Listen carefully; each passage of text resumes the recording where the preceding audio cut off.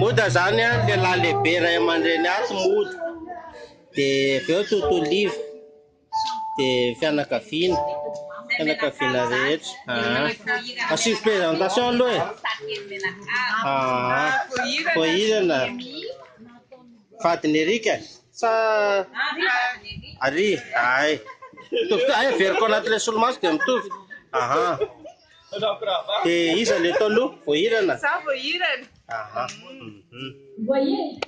veriko foirana izy no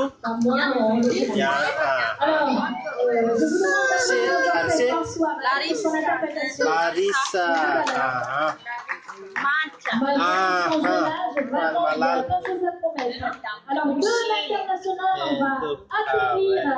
zany fianakaviana avy aty Alariny ao izay misolo tenany Asomasira amin'ity raharaha fanohana tanana ny malagasy rehetra any Antananarivo sy manodidina. Saotra tompoko. Yo.